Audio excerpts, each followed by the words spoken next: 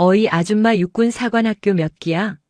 라고 불렀던 식당 조리원이 사실은 육군 최초 여성 3스타 군단장이라 대령의 계급장이 뜯겨나가는 참교육 이야기입니다. 여러분들은 어디에서 계시고 어떤 일들을 하고 계신가요? 항상 행복한 일 가득하시길 바랍니다. 구독과 좋아요를 해주시면 더 좋은 사연으로 보답하겠습니다.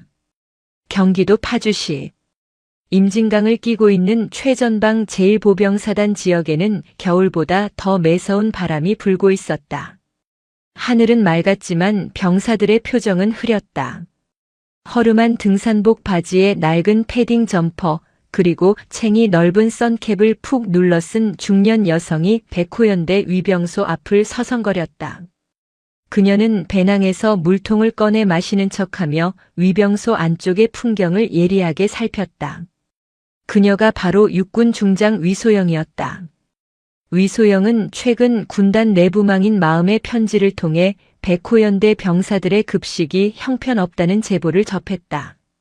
보통이라면 참모를 시켜 조사했겠지만 밥심으로 산다는 신념을 가진 그녀는 병사들이 밥을 제대로 못 먹는다는 소리에 직접 현장을 확인하러 나선 것이었다.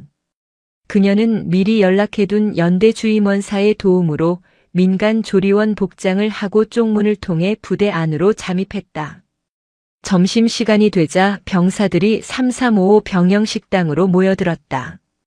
위소영도 흰 가운과 마스크, 위생 모자를 쓰고 배식대 구석에서 국을 퍼주며 병사들의 식판을 유심히 관찰했다. 식판 위는 처참했다.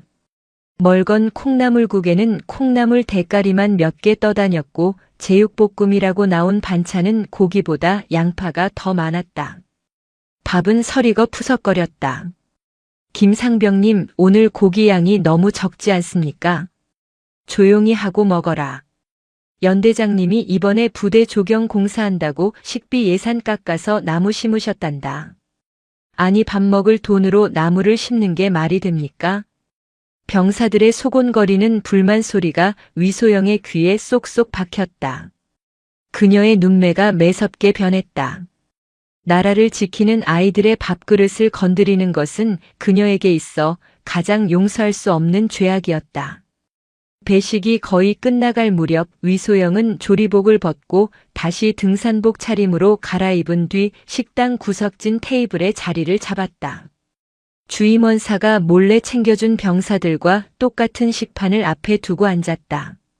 그때 식당 문이 거칠게 열리며 충성하는 우렁찬 구호 소리가 울려 퍼졌다. 잘 다려진 전투복에 반짝이는 대령 계급장, 가슴에는 육사 졸업 휘장을 훈장처럼 단 왕태산 연대장이 참모들을 거느리고 입장했다. 그는 마치 왕이 행차하듯 거만한 걸음걸이로 식당 중앙을 가로질러 간부 전용 식사 공간으로 향했다. 병사들은 밥을 먹다 말고 부동자세로 얼어붙었다. 왕태산은 병사들은 쳐다보지도 않은 채 취사반장에게 소리쳤다. 야, 오늘 메뉴가 이게 뭐야? 내가 오리고기 준비하라고 했지. 내 말이 말 같지 않아. 취사반장인 상사가 달려나와 고개를 조아렸다. 죄송합니다, 연대장님. 예산이 부족해서 이번 주는 돼지고기로 대체했습니다. 예산 타령은 내가 융통성이 없으니까 그 모양인 거야. 육사 출신 참모들은 안 그런데 비사관 출신들은 꼭 이렇게 꽉 막혔다니까. 왕태산은 대놓고 출신을 비하하며 혀를 찼다. 식당 안의 공기가 차갑게 얼어붙었다. 위소영은 숟가락을 꽉 쥐었다. 저자가 바로 이 부대의 암적인 존재임을 직감했다. 왕태산은 간부 식당으로 들어가려다 말고 구석에 앉아있는 낯선 중년 여성을 발견했다. 병사들만 가득한 곳에 등산복 차림의 민간인이 앉아있으니 눈에 띌 수밖에 없었다. 저건 뭐야? 야, 주임원사. 저 아줌마 누구야? 왕태산이 턱짓으로 위소영을 가리켰다. 주임원사가 당황하며 달려왔다. 아, 예. 오늘 부대시설 보수 공사 견적을 보러 온 업체 사장님인데 식사 시간이 겹쳐서 잠시 식사 대접 중입니다. 주임원사는 위소영의 정체를 숨기기 위해 미리 입을 맞춘 대로 둘러댔다. 하지만 왕태산의 표정은 일그러졌다. 업체 사장. 꼴을 보니 동네 구멍가게 아줌마 같은데. 감히 신성한 군부대 식당에서 그것도 연대장이 식사하는 시간에 밥을 먹고 있어. 왕태산은 성큼성큼 위소영에게 다가왔다. 위소영은 태연하게 콩나물국을 한 숟가락 떠먹으며 그를 올려다보았다. 그 침착한 태도가 왕태산의 심기를 더욱 건드렸다. 어이 아줌마. 여기가 어딘 줄 알고 밥숟가락을 들고 있어. 민간인은 식사 시간이 따로 있는 거 몰라. 위소영은 숟가락을 내려놓고 차분하게 대꾸했다. 배가 고파서 한술 떴습니다. 그리고 군인들이 먹는 밥이 어떤지 궁금하기도 했고요. 그런데 반찬이 너무 부실하군요. 연대장님은 이걸 보고 아무렇지도 않으신가 봅니다. 왕태산의 눈썹이 꿈틀했다. 감히 일개 민간인 아줌마가 그것도 대령인 자신에게 훈수를 두다니. 뭐라? 반찬이 부실해. 야, 이 아줌마가 미쳤나? 주는 대로 처먹을 것이지 어디서 평가질이야. 너 내가 누군지 알아. 왕태산은 식판을 손으로 쳐서 엎어버렸다. 와장창. 국물과 밥알이 위소영의 등산복 바지에 튀었다. 식당 안에 있던 병사들이 경악하여 숨을 멈췄다. 하지만 위소영은 눈 하나 깜짝하지 않고 냅킨으로 옷을 닦았다. 군인이 국민에게, 그것도 어머니벌 되는 사람에게 행패가 심하군요. 육군사관학교에서는 그렇게 가르칩니까? 육군사관학교라는 단어가 나오자 왕태산은 코웃음을 쳤다. 이 아줌마 보게. 육사를 입에 올려. 내년이 육사가 뭔지는 아냐. 대한민국 상위 1% 엘리트들만 가는 곳이야. 너 같은 무식한 아줌마가 평생 쳐다보지도 못할 곳이라고. 그는 자신의 가슴에 달린 육사 휘장을 툭툭 치며 으스댔다. 내가 바로 육군사관학교 56기 왕태산 대령이다. 육사 56기라고. 알아듣냐? 그의 목소리는 식당 전체에 쩌렁쩌렁 울렸다. 그는 자신의 기수와 출신이 마치 절대권력의 상징인 양 떠벌렸다. 여자가, 그것도 민간인이 감히 내 앞에서 고개를 들어. 재수없게. 야 주임원사, 당장 이 여자 끌어내. 밥맛 떨어지니까 당장 내쫓아. 왕태산은 위소영을 벌레 보듯 하며 돌아섰다. 참모들도 킥킥거리며 연대장의 비위를 맞췄다. 역시 연대장님 카리스마는 대단하십니다. 민간인 아줌마가 겁도 없이 말입니다. 그때였다. 뒤에서 낮지만 서늘한 목소리가 들려왔다. 56기라. 한참 귀여운 후배였네. 왕태산의 발걸음이 멈췄다. 귀여운 후배. 그 단어가 뇌리에 박히는 순간 그는 귀를 의심했다. 그가 천천히 고개를 돌렸다. 콩나물국을 뒤집어 쓴 등산복 차림의 여자가 자리에서 일어나고 있었다. 그녀의 눈빛은 방금 전까지의 순박한 아줌마가 아니었다. 수만 명의 병력을 지휘해본 장수의 눈빛이었다. 뭐라고 했냐 방금. 후배. 위소영은 주머니에서 손수건을 꺼내 손을 닦으며 천천히 왕태산 앞으로 걸어갔다. 키는 왕태산보다 작았지만 그녀가 뿜어내는 기세는 왕태산을 압도하고도 남았다. 자네가 아까 물었지. 육사가 뭔지 아냐고. 그리고 56기라고 자랑했나. 이 여자가 진짜 돌았나? 왕태산이 손을 들어 올리려는 찰나 위소영이 나직하게 말했다. 나는 육사 45기 위소영이다. 정적. 식당 안에 있는 모든 시계가 멈춘 듯 했다. 45기. 왕태산은 머릿속으로 급하게 계산을 돌렸다. 56기인 자신보다 무려 11년 선배. 군대에서 1년 차이는 하늘과 땅이라는데 11년이면 조물주와 인간의 차이였다. 게다가 위소영이라는 이름. 위소영. 위소영. 설마. 제1군단장 위소영 중장. 왕태산의 얼굴에서 핏기가 싹 가셨다. 육군 최초의 여성 삼성 장군. 자신의 직속 상관인 사단장의 상관이자 파주 지역 전체를 관할하는 군단장. 전설 속의 인물이 바로 눈앞에 국물을 뒤집어 쓴 채 서 있었다. 거짓말. 거짓말이야. 군단장님이 여기 왜 있어? 어디서 사칭을? 왕태산이 애써 부정하며 뒷걸음질 쳤다. 그때 식당 밖에서 다급한 사이렌 소리와 함께 헬기 소리가 들려왔다. 곧이어 식당 문이 부서질 듯 열리며 제1보병사단장 소장 박철민이 헐레벌떡 뛰어들어왔다. 그의 뒤로 헌병들이 줄지어 들어왔다. 박철민 사단장은 식당 안의 풍경을 보자마자 사색이 되어 위소영 앞으로 달려가 우렁차게 경례했다. 충성. 제1보병사단장 소장 박철민. 군단장님의 호출을 받고 즉시 출동했습니다. 왕태산의 다리가 풀렸다. 그는 바닥에 주저앉듯 무릎을 꿇었다. 사단장이 경례를 박는 저 여자는 진짜였다. 진짜 삼성 장군 군단장이었다. 위소영은 사단장의 경례를 받지 않고 왕태산을 내려다보았다. 왕대령. 자네가 아까 그랬지. 육사는 대한민국 상위 1% 엘리트라고. 그런데 자네 행동은 시정잡배만도 못하더군. 밥 먹는 병사들 앞에서 행패를 부리고 국민을 모욕하고 여성을 비하하고. 육사에서 배운 기사도 정신은 국 끓여 먹었나. 군단장님. 죽을 죄를 지었습니다. 저는 그저 외부인 통제 차원에서. 왕태산은 바닥에 머리를 박으며 덜덜 떨었다. 위소영은 차갑게 웃었다. 외부인 통제. 좋아. 그럼 내부적으로 해결해보자고. 자네 육사 56기라고 했지. 내 동기들이 자네 학교 다닐 때 훈육관이었을 텐데 교육을 아주 잘못 시켰어. 위소영은 주임원사에게 손짓했다. 이 시간부로 왕태산 대령의 직무를 정지한다. 헌병대는 즉시 이자를 연행해. 혐의는 상관 모욕, 민간인 협박, 품위 유지 위반, 그리고 가장 중요한 것.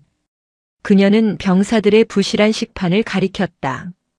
군수품 횡령 및 병사 급식비 착복 혐의다. 내 새끼들 밥그릇 건드린 죄, 그게 제일 크다. 아주 탈탈 털어서 콩밥이 지겨울 때까지 먹게 해주마. 헌병들이 왕태산의 양팔을 낚아챘다. 왕태산은 짐승 같은 비명을 지르며 끌려나갔다. 군단장님, 한 번만 용서해 주십시오. 선배님, 제발 선배님. 누가 내 선배야? 내 후배 중에 너 같은 양아치는 없다. 위소영의 일갈에 식당 안은 쥐 죽은 듯 조용해졌다. 왕태산이 끌려나가자 위소영은 굳어있는 병사들을 향해 돌아섰다. 그녀의 표정이 순식간에 온화한 옆집 아주머니로 돌아왔다. 많이 놀랐지. 미안하다. 밥 먹는데 소란을 피워서. 그녀는 한 병사에게 다가가 어깨를 다독였다. 오늘 점심이 맛없어서 어쩌니. 내일부턴 고기 반찬 듬뿍 나오게 해줄게. 약속한다. 병사들의 눈시울이 붉어졌다.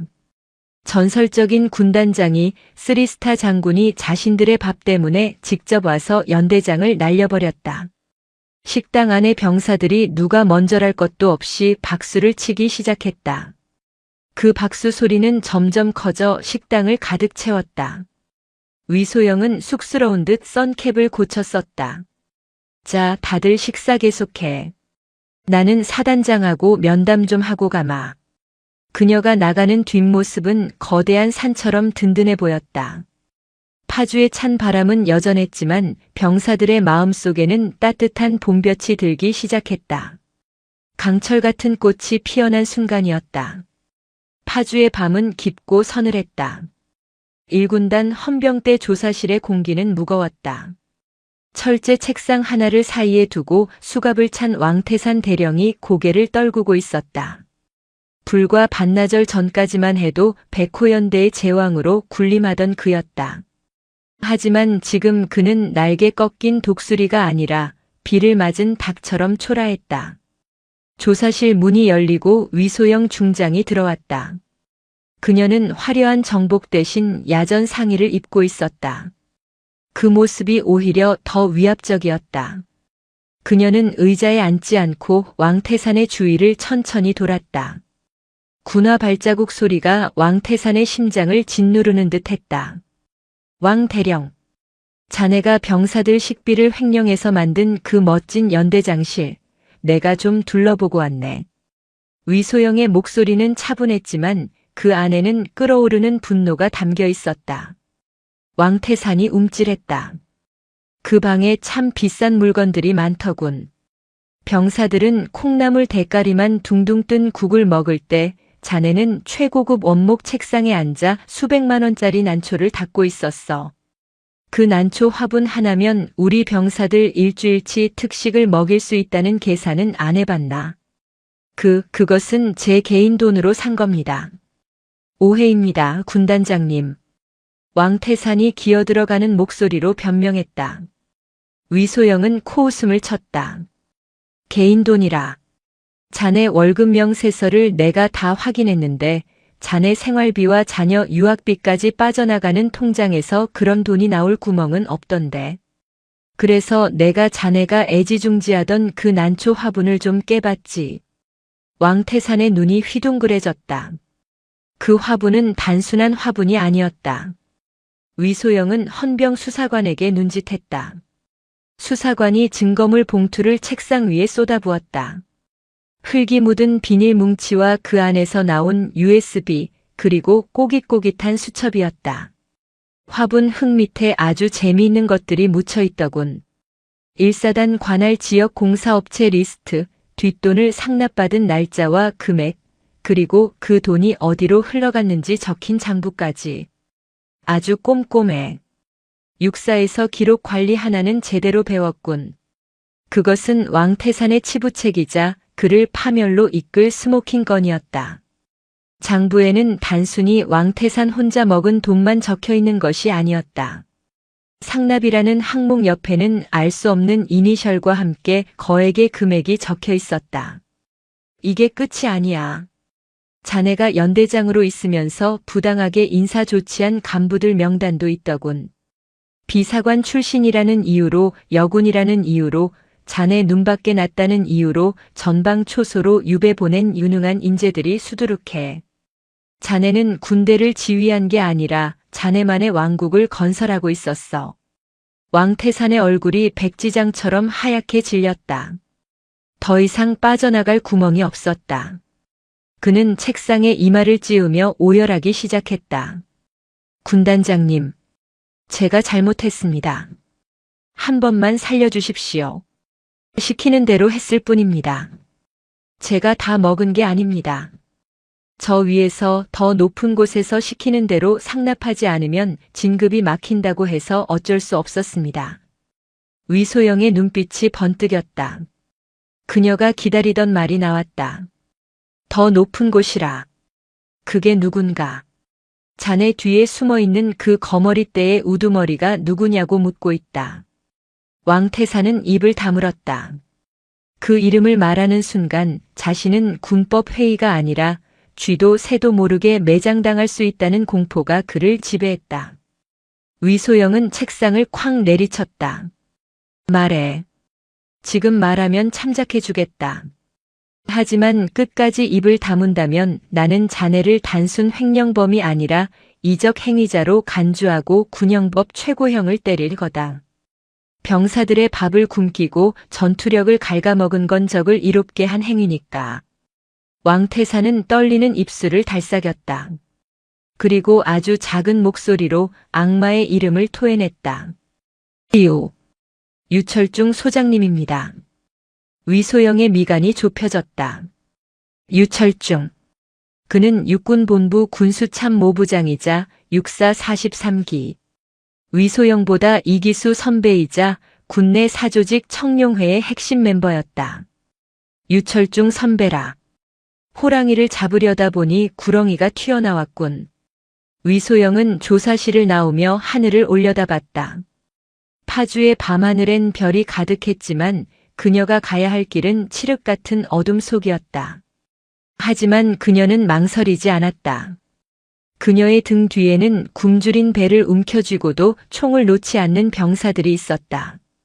다음 날 아침 1군단 사령부는 폭풍 전야의 고요함에 쌓여 있었다. 왕태산의 구속 소식은 삽시간에 전군에 퍼졌고 그 파장은 육군본부가 있는 계룡대까지 미쳤다. 위소영은 집무실에서 왕태산의 장부를 정밀 분석하고 있었다. 그때 직통 전화기가 요란하게 울렸다. 발신 번호는 육군본부 군수참모부장실이었다. 받아라. 위소영이 부관에게 지시했다. 스피커폰으로 전환된 전화기 너머로 끈적하고 거만한 목소리가 흘러나왔다. 위 장군, 나 유철중일세. 요즘 파주 날씨가 춥지. 고생이 많아. 안녕하십니까, 유 부장님. 별일 없으십니다. 아니, 별일이 좀 있는 것 같아서 말이야. 듣자 하니 우리 아끼는 후배 하나를 아주 잡돌이를 했다면서. 왕태산이 말이야. 그 친구가 일 욕심이 많아서 그렇지 사람은 참 진국인데. 유철중은 왕태산의 비리를 일 욕심으로 포장하며 은근슬쩍 압박을 가해왔다. 일 욕심이 아니라 돈 욕심이 많더군요. 병사들 식비까지 건드린 파렴치한 범죄자입니다. 군법에 따라 엄정하게 처리하고 있습니다. 허허 위 장군. 너무 빡빡하게 그러지 말자고. 우리가 남인가. 다 같은 육사 동문이고 내가 자네 생도 때 훈육관도 했잖아. 군대라는 게 융통성이 있어야지. 왕태산이 그 친구 내가 보증하는 놈이야. 이번 한 번만 눈 감아주고 조용히 전역 조치시키는 걸로 합시다. 내 체면 좀 세워줘. 본색이 드러났다. 학연과 계급을 앞세운 청탁이었다. 위소영의 입가에 싸늘한 미소가 번졌다. 선배님. 아니 유철중 소장님. 지금 수사 중인 사건에 대해 청탁하시는 겁니까? 이 통화 내용은 전부 녹음되고 있습니다. 전화기 너머에서 숨을 들이키는 소리가 들렸다. 뭐? 녹음. 위소영, 내가 지금 제정신이야. 감히 선배한테. 선배 대접을 받고 싶으시면 선배답게 행동하셨어야죠. 왕태산의 장부에서 유 소장님의 이름을 봤습니다. 골프 접대비 5천만 원, 승진 청탁비 1억 원. 이게 다 병사들 밥그릇 뺏어서 만든 돈입니다. 부끄럽지도 않으십니까?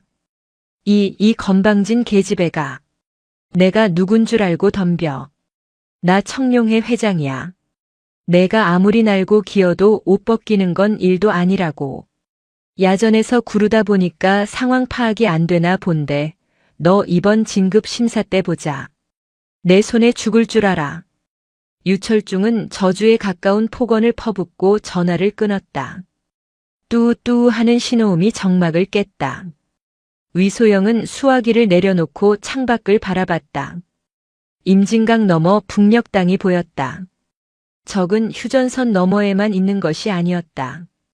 아군의 등 뒤에 칼을 꽂는 내부의 적이 더 무서운 법이었다. 부관 들어라.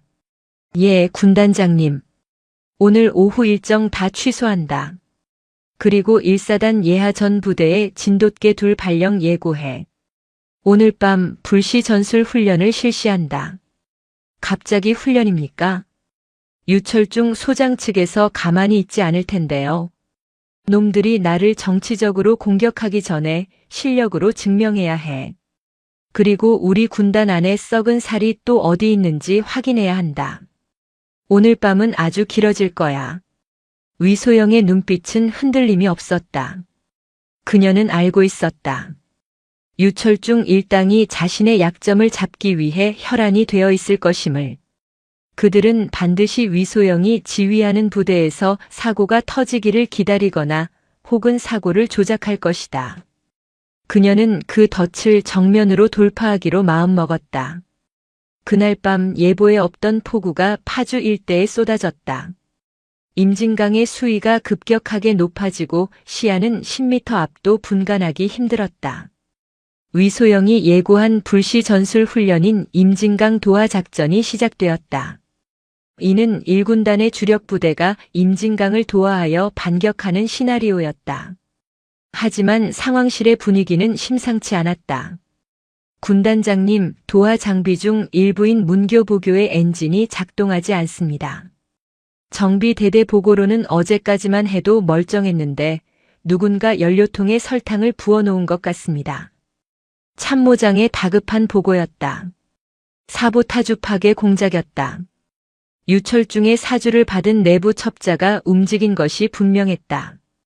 엔진이 고장난 상태에서 무리하게 도하를 시도하다가 사고라도 나면 위소영은 지휘 책임으로 문책당하고 불명예 전역을 하게 될 것이 뻔했다. 강물 유속이 빨라지고 있습니다. 이대로면 작전 시간 내 도하는 불가능합니다. 훈련을 중지해야 합니다. 참모들이 만류했다. 하지만 위소영은 지도를 노려보며 생각에 잠겼다. 여기서 멈추면 그들이 원하는 대로 된다. 여자가 지휘관이라서 겁이 많다. 준비 부족으로 훈련을 망쳤다는 프레임이 씌워질 것이다. 엔진이 없으면 노를 저어서라도 건넌다. 그게 야전군이다. 위소영은 자리에서 벌떡 일어났다. 내가 현장으로 간다. 지휘 헬기 띄워. 그녀는 쏟아지는 폭우를 뚫고 도하 지점으로 날아갔다. 현장은 아비규환이었다. 고장난 문교 위에서 병사들이 우왕좌왕하고 있었고 강물은 무섭게 불어나고 있었다. 현장 지휘관인 대대장은 어쩔 줄 몰라 발만 동동 구르고 있었다. 그때 상공에서 헬기가 하강하며 위소영이 밧줄을 타고 내려왔다. 흙탕물이 튀어 그녀의 전투복을 적셨지만 그녀는 개의치 않고 마이크를 잡았다. 전 병력 주목. 나는 군단장 위소영이다. 확성기 소리가 빗소리를 뚫고 병사들의 귀에 꽂혔다. 엔진이 멈췄다고 겁먹지 마라. 기계는 멈춰도 우리 심장은 멈추지 않는다. 내가 선두에 선다. 공병대 수동 도하 준비해.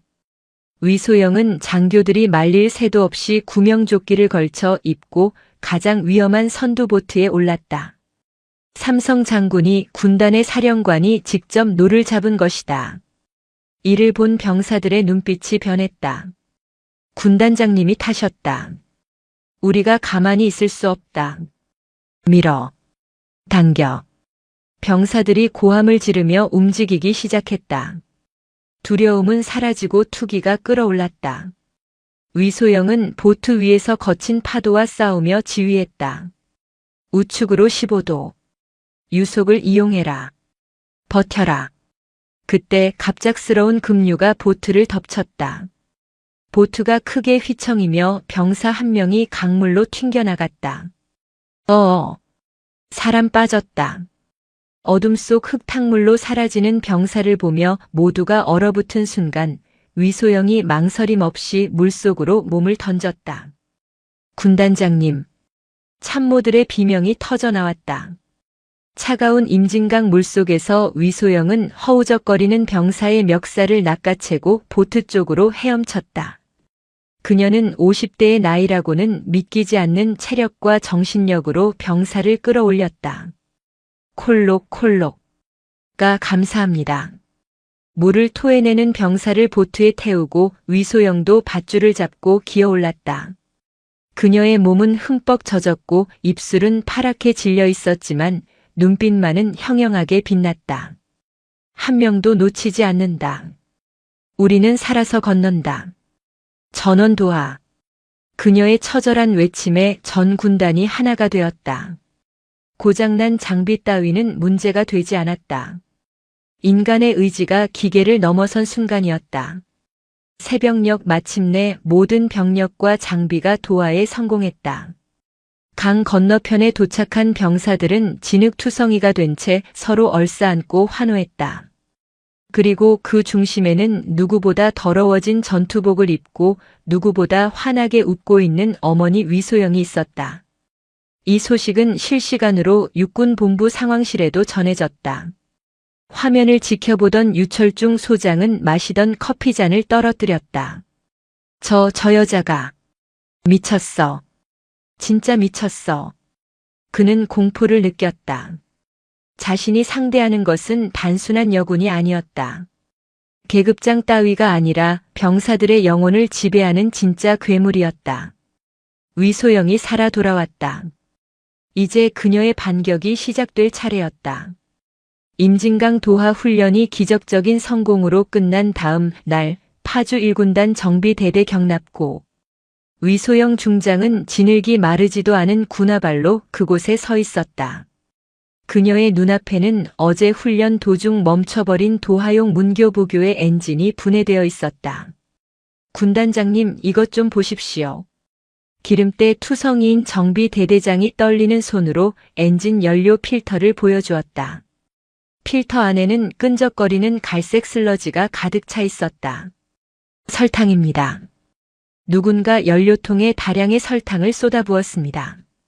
엔진이 가열되면서 설탕이 녹아 눌어붙었고 결국 피스톤이 망가져버린 겁니다. 이건 명백한 고의적인 파괴 공작입니다.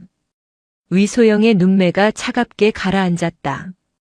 전시 상황이었다면 즉결 처형감이요. 평시라도 아군의 등 뒤에 칼을 꽂는 이적 행위였다.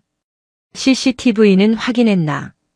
그게 하필이면 어제 저녁 8시부터 9시 사이에 정비고 CCTV 전원이 내려가 있었습니다.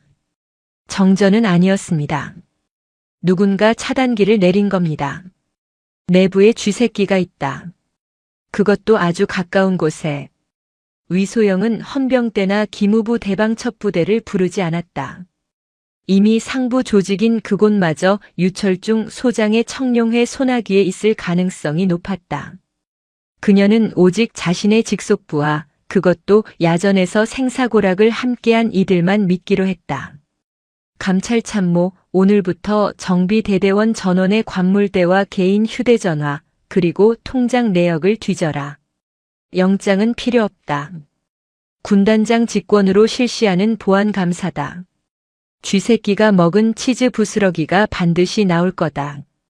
그날 오후 정비대대 휴게실 구석. 입대한 지 얼마 안 된 일병 하나가 구석에서 몰래 누군가와 통화하며 울먹이고 있었다.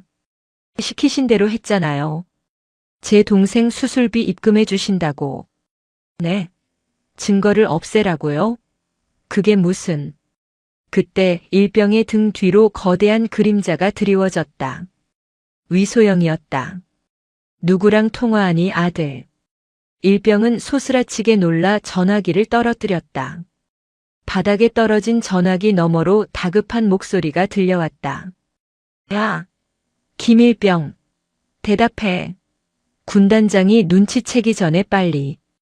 위소영은 담담하게 전화기를 주워들고 종료 버튼을 눌렀다. 그리고 사시나무 떨듯 떠는 일병의 손을 잡았다. 거친 장군의 손이 아니라 따뜻한 어머니의 손길이었다. 무서워하지 마라. 내가 왜 그런 짓을 했는지, 저 전화기 너머의 놈이 널 어떻게 협박했는지 다 안다. 아픈 동생 때문이라며. 일병은 그 자리에 주저앉아 통곡했다. 죄송합니다. 군단장님. 어머니는 돌아가시고 동생은 심장병인데 어떤 아저씨가 와서 설탕 한 포대만 부으면 수술비를 대준다고. 안 그러면 동생을 죽여버리겠다고. 가난하고 힘없는 병사의 약점을 이용해 아군을 공격하게 만든 비열한 수법. 위소영의 분노가 임계점을 넘었다. 그녀는 일병을 안아주며 나직하게 속삭였다. 괜찮다. 넌 잘못 없다. 나쁜 건 그놈들이야. 내 동생 수술비는 내가 어떻게든 마련해 주마. 대신 내가 기억하는 그 아저씨의 얼굴, 목소리, 타고 온 차. 하나도 빠짐없이 말해다오. 일병의 증언을 통해 꼬리가 잡혔다. 사주환자는 육군본부 군수참모부 소속의 중령, 유철중 소장에 충직한 게 노릇을 하는 자였다. 위소영은 참모들에게 지시했다. 김일병은 오늘부로 휴가 조치하고 군 병원에서 동생을 치료받게 해라. 그리고 이 사실은 절대 밖으로 새 나가선 안 된다. 놈들은 아직 우리가 모른다고 생각하게 둬야 해. 그래야 더 깊숙이 들어오니까. 덫은 놓였다. 이제 사냥꾼이 사냥감이 될 차례였다. 유철중 소장은 초조했다. 도하 훈련이 실패하고 위소영이 문책당하길 기대했는데 오히려 그녀는 영웅이 되어 돌아왔다. 언론은 폭우 속의 리더십 강철의 여군단장이라며 그녀를 대서특필했다. 이 빌어먹을 여자가 불사신이야? 설탕을 부어도 안 멈춰? 계룡대 육군본부 사무실에서 유철중은 잿더리를 집어 던졌다. 그는 청룡회의 비선 조직을 총동원해 플랜 B를 가동했다. 그것은 가장 더럽고 치졸한 방법, 가짜 뉴스와 여론 선동이었다. 다음 날부터 인터넷 커뮤니티와 유튜브에는 자극적인 영상들이 올라오기 시작했다. 충격 위소영 중장, 알고 보니 병사들 고혈잔의 호위호식? 내부 폭로 도하 훈련 성공은 조작되었다. 미리 설치된 안전장치 이용에 쇼했다. 출처를 알 수 없는 찌라시들이 팩트인 양 포장되어 퍼져나갔다. 심지어 위소영이 과거 부하 여군을 폭행했다는 허위 인터뷰까지 등장했다. 댓글창은 순식간에 악플로 도배되었다. 파주 1군단 사령부. 참모들은 분통을 터뜨렸다. 군단장님, 이건 너무합니다. 사이버 수사대에 의뢰해서 유포자를 잡아야 합니다. 하지만 위소영은 책상 위에 놓인 태블릿 PC를 물끄러미 바라볼 뿐이었다. 그녀의 표정은 평온했다. 흙탕물은 가만히 두면 가라앉게 되어 있다. 우리가 일일이 대응하면 놈들은 더 신이 나서 물을 휘저을 거야. 지금 중요한 건 여론전이 아니야. 놈들의 자금줄, 그 심장을 찌르는 거야. 그녀는 책상 서랍에서 낡은 지도 한 장을 꺼냈다. 파주 민간인 통제 구역 민통선 내부에 위치한 폐쇄된 골프장 부지였다. 왕태산 대령이 털어놓은 장부에 따르면 유철중 일당이 빼돌린 군수 물자와 비자금 현찰이 보관된 비밀 금고가 있다. 은행이 아니라 아무도 접근할 수 없는 군사보호구역 안에 말이지. 그곳은 서류상으로는 안보체험장 건립 예정지였지만 실상은 청룡회 멤버들의 아지트이자 창고였다. 오늘 밤 별동대를 투입한다. 공식적인 헌병대 작전이 아니다. 적진 깊숙이 침투해서 적의 심장을 도려내는 특수작전이다. 위소영은 군단 예하 특공연대에서 가장 날쌘 최정예 요원 10명을 선발했다. 그 중에는 지난 훈련 때 위소영과 함께 보트를 탔던 병사들도 포함되어 있었다. 그들은 군단장을 위해서라면 지옥불에도 뛰어들 각오가 되어 있었다. 밤 11시 민통선 내부. 달빛조차 없는 칠흑 같은 어둠 속에서 10명의 그림자가 폐골프장 클럽하우스로 접근했다. 경비업체 직원들이 보초를 서고 있었지만 특공대원들의 상대가 되지 못했다. 소리 없는 제압. 지하 창고 문을 폭파하고 들어간 대원들의 눈앞에 믿기 힘든 광경이 펼쳐졌다.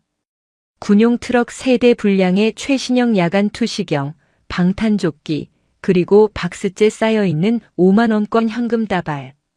병사들에게 지급되어야 할 장비들이 이곳에서 썩고 있었다. 이게 자식들. 대원 중 한 명이 치를 떨었다.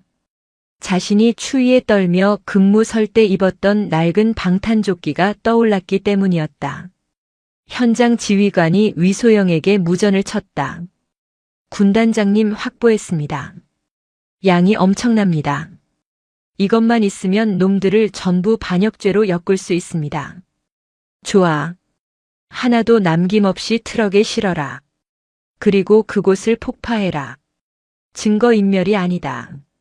놈들에게 보내는 선전포고다. 잠시 후 쾅 하는 굉음과 함께 민통선의 밤하늘에 거대한 불기둥이 치솟았다. 그것은 부패한 세력을 태워버릴 정화의 신호탄이었다.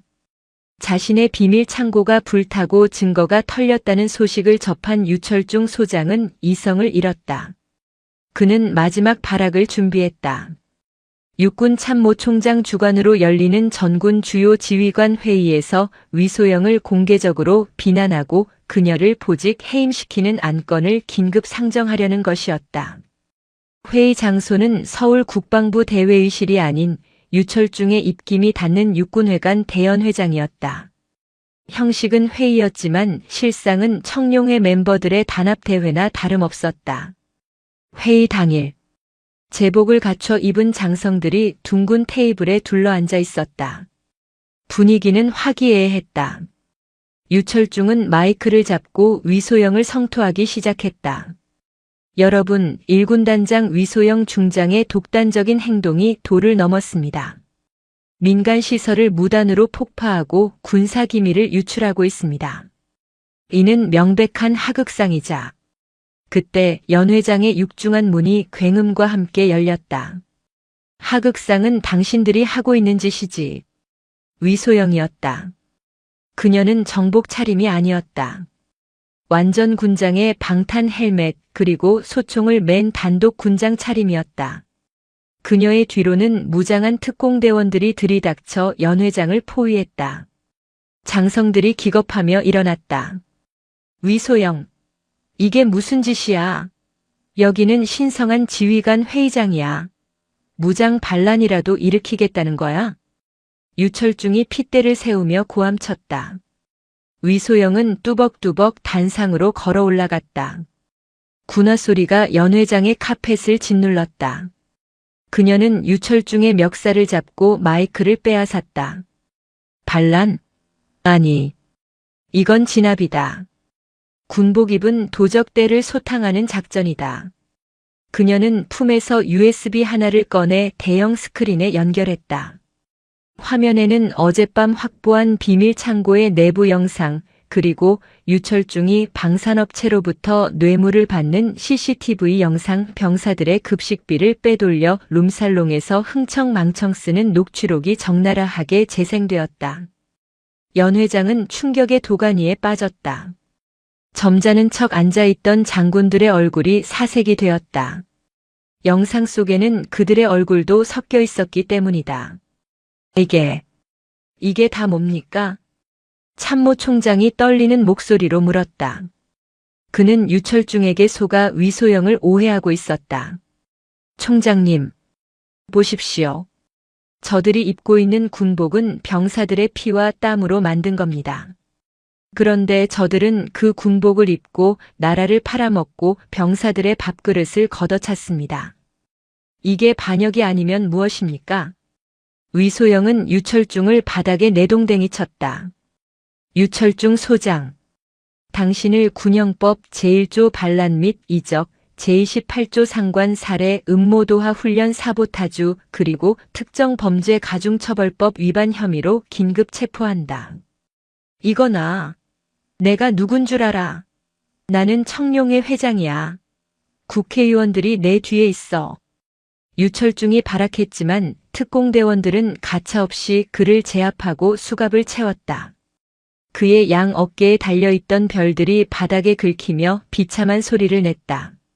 내 뒤에 국회의원이 있다면 내 뒤에는 50만 국군 장병과 국민이 있다.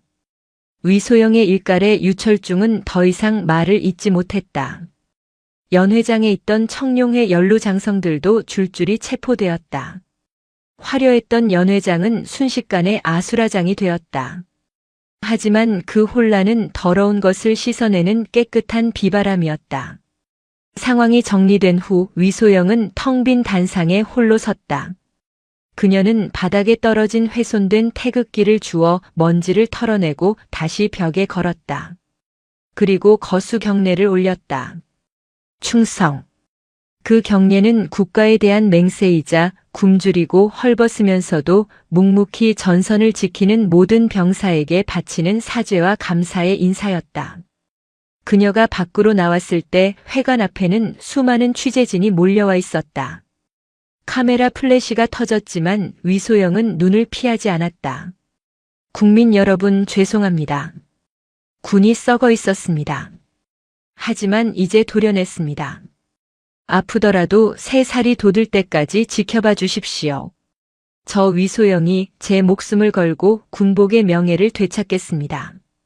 그녀의 당당한 선언은 전파를 타고 전국으로 퍼져나갔다. 파주의 별이 서울의 하늘에서 가장 밝게 빛나는 순간이었다. 유철중 소장과 청룡회 일당이 구속된 지 2달이 지났다. 계절은 겨울의 끝자락이었지만 서울 용산 국방부 보통군사법원 앞은 뜨거운 열기로 가득했다. 대한민국 건국 이래 최대 규모의 군내 비리 사건 재판이 열리는 날이었다. 하지만 법정 안의 공기는 바깥과 달랐다. 유철중은 대한민국 최고의 전관 변호사들로 호화 변호인단을 꾸렸다. 그들은 법 기술을 이용해 교묘하게 빠져나갈 구멍을 파고 있었다. 존경하는 재판장님. 피고인 유철중은 부하들의 일탈을 관리하지 못한 도의적 책임은 통감하나 직접적인 뇌물수수나 사보타주 지시를 한 적은 없습니다. 위소영 군단장이 제출한 증거들은 위법하게 수집된 것으로 증거 능력이 없습니다. 변호인의 뻔뻔한 주장에 방청석이 술렁거렸다. 수의를 입은 유철중은 억울하다는 듯 눈물을 훔치는 연기까지 선보였다.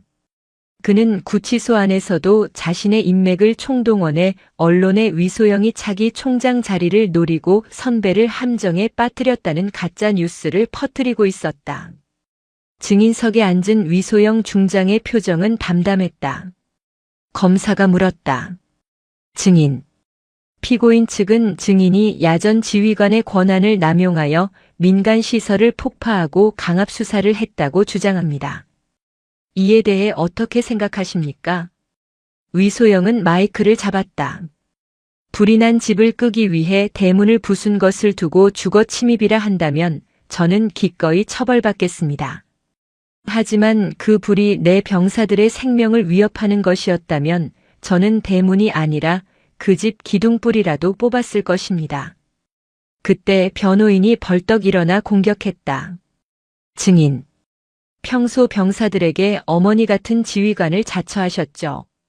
그런데 감정에 치우쳐서 이성적인 판단을 못하는 건 아닙니까? 여군 지휘관 특유의 모성애놀이에 심취해서 엄정한 군기를 무너뜨린다는 지적이 있습니다. 비열한 인신공격이었다. 여성이라는 점 그리고 병사들을 아끼는 마음을 오히려 약점으로 잡아 비는 것이었다. 방청석의 청룡회 추종 세력들이 킥킥거렸다. 위소영은 변호인을 똑바로 쳐다보았다. 변호인. 당신이 말하는 그 군기가 무엇입니까? 병사들 밥그릇 뺏어서 룸살롱 가는 게 군기입니까? 낡은 방탄복 입혀서 사지로 내몰고 뒤에서 돈 세는 게 이성적인 판단입니까? 그녀는 품에서 두툼한 편지 뭉치를 꺼냈다. 이것은 1군단 병사들이 탄원서라고 써준 편지들입니다.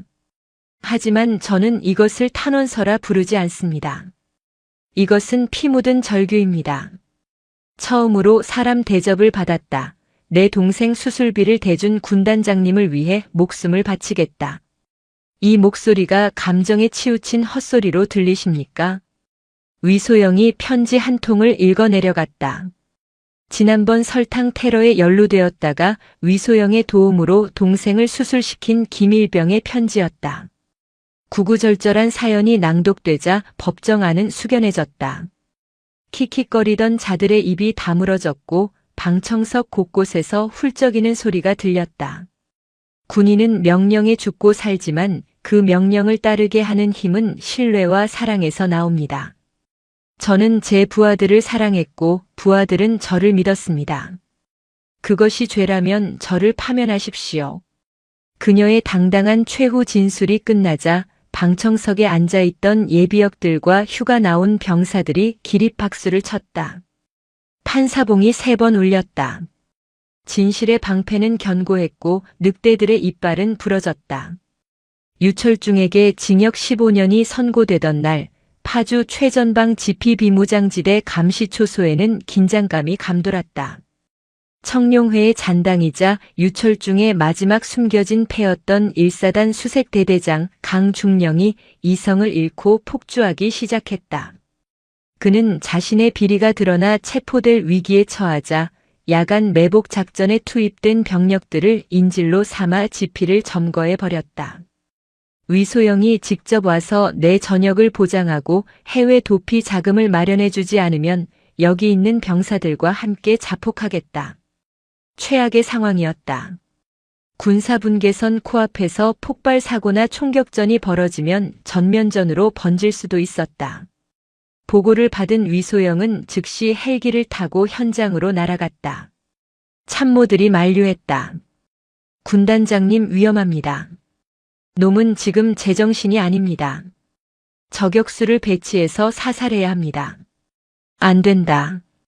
그 좁은 통로에서 교전이 벌어지면 내 새끼들이 다친다. 놈이 원하는 건 나다. 내가 들어간다. 위소영은 방탄조끼조차 입지 않았다. 무장을 해제한 채 맨몸으로 지피 통문 안으로 걸어 들어갔다. 차가운 밤 공기 사이로 살기 어린 강중령의 목소리가 들려왔다. 오지 마.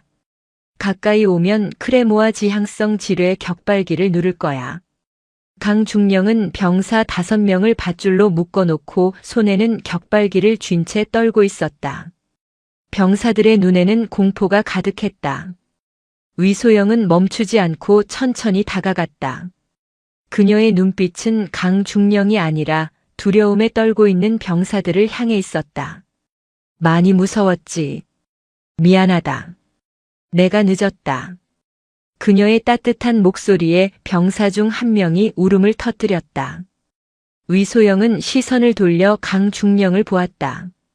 강중령. 총 내려놔라. 내가 겨눠야 할 곳은 적군이지 내 부하들이 아니다. 웃기지 마. 당신 때문에 내 인생이 망가졌어. 당신만 아니었으면 나도 장군 달고 떵떵거릴 수 있었어. 그게 내 본심이구나. 장군이 되어서 부하들을 지키는 게 아니라 떵떵거리고 싶었던 그 더러운 욕망. 그게 너를 망친 거야. 위소영은 한 발자국 더 다가갔다. 이제 거리는 불과 3미터. 강중령의 손가락이 격발기에 힘을 주었다. 오지 말라고 했지. 눌러라. 대신 나한테만 터뜨려. 내 시체 위로 내가 살 길을 찾아봐라. 하지만 명심해라. 내 병사들 털끝 하나라도 건드리면 넌 살아서도 죽어서도 군인의 수치를 안고 가게 될 거다. 위소영의 기백에 눌린 강중령이 주춤했다.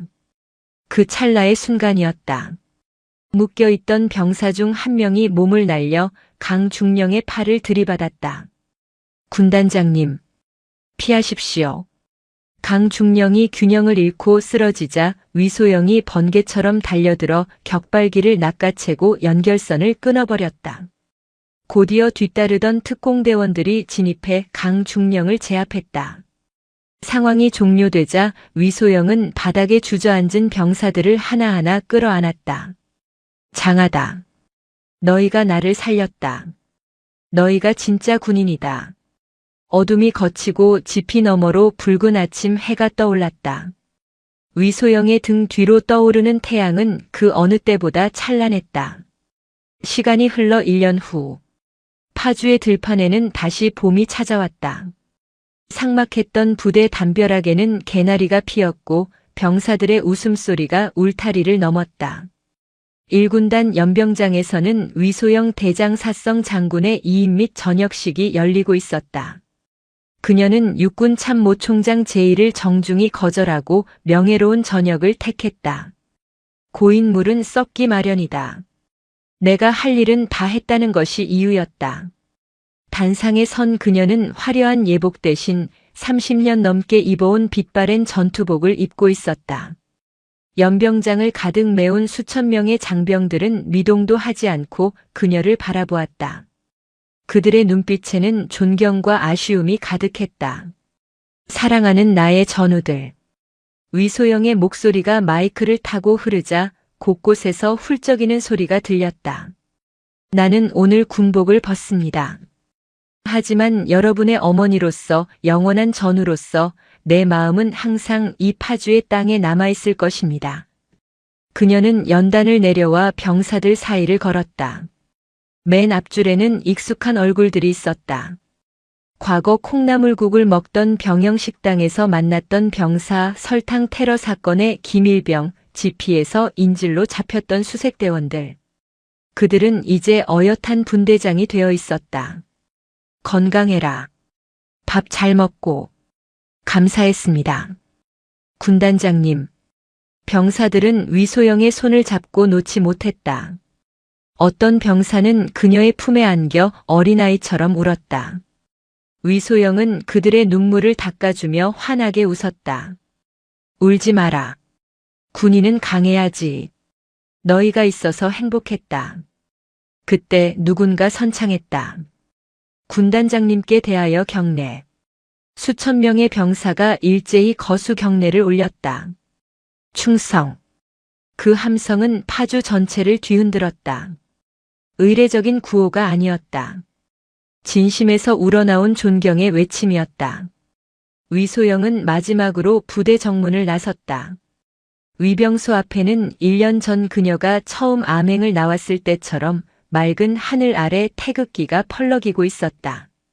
그녀를 태운 차가 멀어지자 한 병사가 옆 동료에게 물었다. 야, 저런 장군님을 다시 만날 수 있을까? 동료는 고개를 저으며 웃었다. 아니, 하지만 우리가 되면 되잖아. 저분이 가르쳐 주셨으니까. 봄바람이 불어와 민들레 홀씨를 날렸다. 강철 같았던 꽃은 졌지만 그 씨앗은 이미 부대 곳곳에 그리고 병사들의 가슴 속에 깊이 뿌리내리고 있었다. 위소영은 차창을 내리고 멀어지는 부대를 바라보았다. 그녀의 눈가에 맺힌 눈물이 햇살을 받아 보석처럼 빛났다. 잘 있어라. 나의 파주. 나의 별들아. 그녀는 조용히 눈을 감았다. 임진강의 물결이 유유히 흐르고 파주의 별들은 이제 밤이 와도 두려워하지 않고 스스로 빛을 내고 있었다. 오늘도 요지경 사연을 잘 들어주셔서 감사합니다.